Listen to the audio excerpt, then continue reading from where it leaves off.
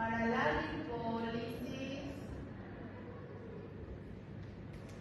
¿qué era lo que nos llamaba la atención de la lipólisis con glucocorticoides? Redistribución de la grasa.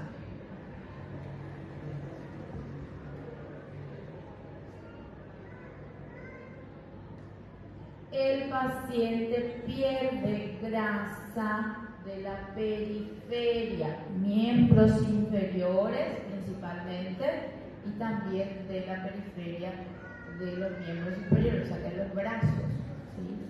Pero se redeposita esa grasa en la mitad superior, en el abdomen, teniendo entonces obesidad central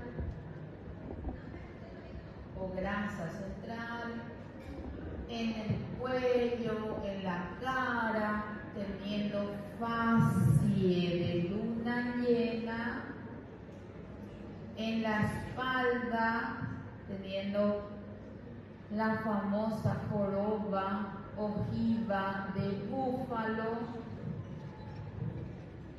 Y como chiste, a ver si se recuerdan en el examen, el paciente es medio gordo, ¿sí? Es medio gordo y medio flaco. ¿Por qué? Porque hace lipólisis de miembro inferior y se redeposita todo hacia arriba. Incluso cuando tenemos un proceso de estrés de forma crónica, estrés sin que sea glucocorticoide mismo, va a ocurrir esta redistribución grasa, ¿sí? Va a ocurrir por hipercortisolismo. ¿Cómo? Búfalo. ¿Qué es búfalo? La joroba de búfalo. Ahí dice búfalo. Joroba es jiba, el que tiene el búfalo aquí. Cupín, el que se come en el asado. Joroba pero no es de vaca, de búfalo. Bien, punto número 2. Había también, recuerden que el paciente tiene más hambre, ¿sí? Cuando se ejerce la lipólisis, y en general el paciente, dijimos, hace lipólisis pero no pierde peso. Sería genial que podamos perder peso con glucocorticoides, ¿verdad? No. Aumenta de peso del paciente y tiene que ver mucho en que tiene también un aumento, tiene más ganas de comer porque la glucosa no se adentra a la célula y se traduce como que me faltan nutrientes, voy a comer más, el paciente tiene más hambre. Y punto número 3, ¿cuál era el tercero? ¿Estimula? Exactamente. Tiene un efecto permisivo sobre otras sustancias, hormonas lipolíticas, como por ejemplo, lo voy a escribir acá, tiene un efecto permisivo sobre otras sustancias, agentes, hormonas lipolíticas, como por ejemplo las catecolaminas. ¿Qué significa que tiene un efecto permisivo? Que permite que las catecolaminas cumplan con su efecto lipolítico. ¿Por qué? Porque los glucocorticoides mejoran la expresión de los receptores catecolaminérgicos. ¿Cuáles son los receptores catecolaminérgicos? Alfa y beta. El beta un antipiótico, lipólisis, ¿sí? Entonces, esos son los 3 efectos ahí importantísimos, tema de examen también. El paciente en síntesis es medio, la mitad para arriba es gordito, la mitad para abajo es flaquito. Flaquito en los dos sentidos, de magro y de flaco también, ¿verdad? Débil. Pero no solo por la pérdida de grasa, sino también por la pérdida de músculo, ¿sí? Aquí en esta lipólisis importante, de nuevo, voy a liberar entonces yo glicerol, voy a liberar ácidos grasos, glicerol, vamos a mandar para producir más glucosa, aumenta también los niveles de triglicéridos y ácido graso también una parte va para la producción de ATP por la beta oxidación. Triglicéridos, factor de riesgo importante para pancreatitis en pacientes que usan glucocorticoides, ¿sí? Por un lado eso.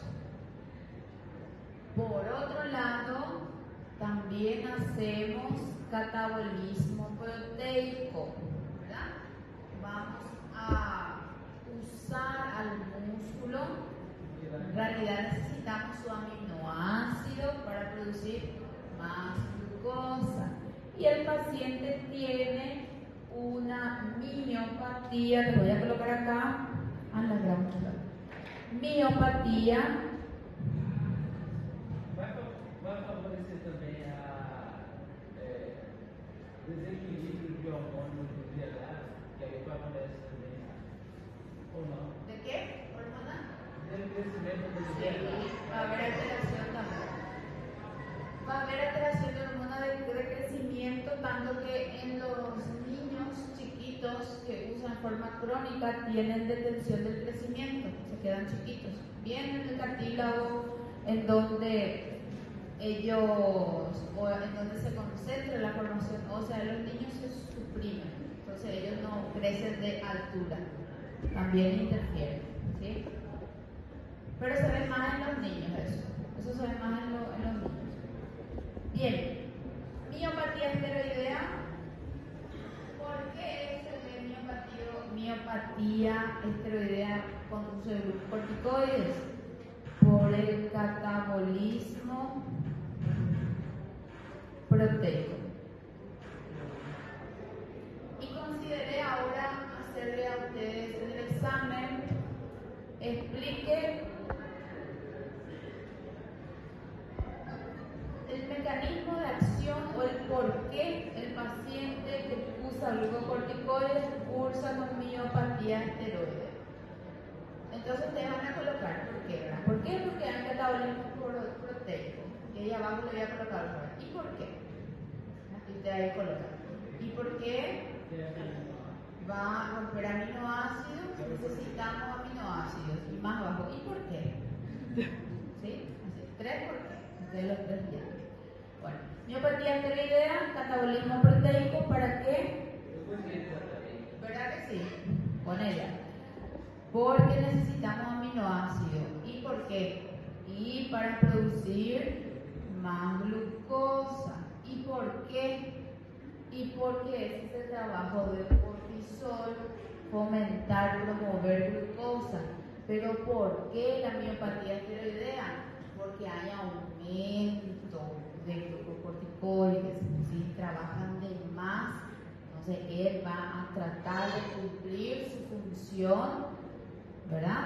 Su función es aumentar. ¿Cómo? ¿No entendí nada?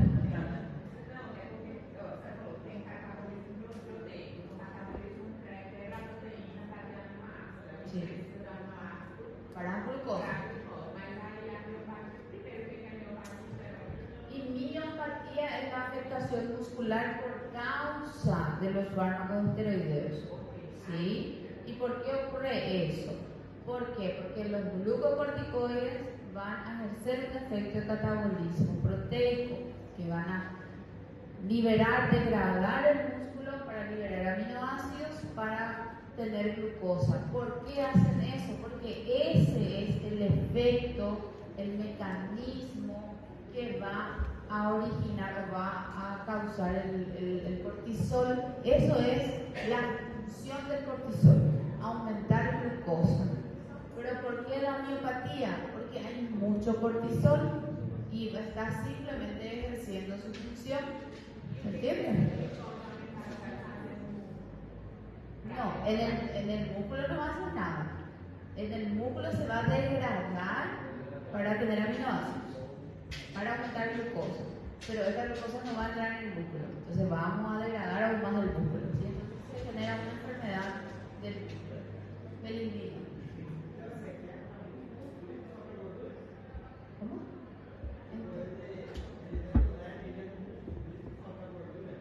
Él usa de los dos. No sobra gordura. Bueno, en realidad la gordura no se destruye, se transforma, se redistribuye la gordura. ¿Sí? Los dos vas a usar. ¿Sí?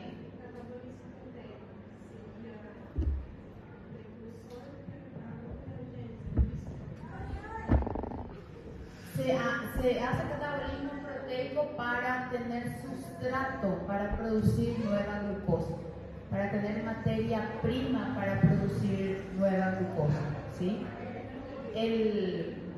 Para hacer la gluconeogénesis, pero el catabolismo proteico no es el causante de la gluconeogénesis. El causante es el cortisol, ¿sí? El cortisol lo que va a hacer que haya este catabolismo proteico, ¿para qué? Para más glucosa, ¿sí? ¿Se entiende? ¿Cuál es la función del cortisol? Aumentar glucosa. O sea que él es una hormona gluconeogénica. De cualquier lado va a quitar glucosa. Va a quitar de la proteína, que es el músculo, haciendo catabolismo proteico. Va a quitar los lípidos, haciendo lipólisis, para aumentar sustrato, materia prima para glucosa. ¿Sí? E aumenta a glucosa. Então, o laterais, por exemplo, se tem uma captação para fazer a glucosa, vai ter os principais sintomas, que é os sintomas mais relacionados a relaxamento, inmunologénese. ¿De dónde que vienen los efectos adversos, vos me decís? Bueno, y los efectos adversos vienen justamente miopatía esteroidea, que es la debilidad muscular, enfermedad muscular, ¿sí? Otro efecto adverso, la hiperglucemia. Acá el problema es que es en exceso, ¿se entiende eso, verdad? Acá hay mucho glucocorticoide, mucha glucosa, hiperglucemia, diabetes, ¿sí? De forma fisiológica no ocurre esto, solo de forma endógena, cuando administramos o el paciente tiene algún tumor hipersecretante, ¿verdad? De estas hormonas, ahí se va a ver. Pero una de las causas es nuestra iatrogenia de causa farmacológica, ¿sí? Entonces aumenta. Y vamos a tener, el paciente va a tener aumento de la glucosa, hiperglucemia, aumento de la tensión arterial, hipertensión arterial, va a tener osteoporosis, va a tener debilidad muscular, va a tener obesidad central, va a tener acné, fragilidad capilar, va a tener insomnio, ansiedad, intranquilidad, porque el glucocorticoides también tenemos a nivel central, en el sistema nervioso central, ¿sí? Entonces todas esas reacciones tienen que ver con interacción con receptores, ¿sí? Bien.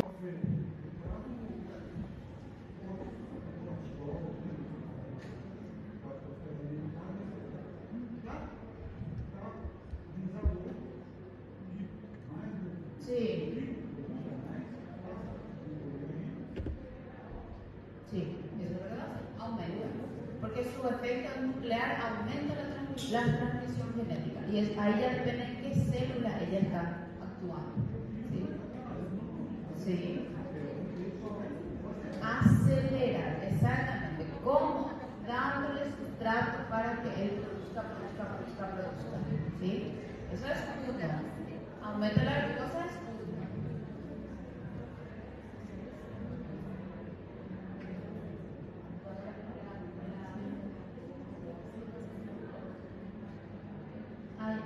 También, sí, puede ser efecto del cortisol endógeno, pero ahí ya va a ser por falta de nutrientes, ¿sí?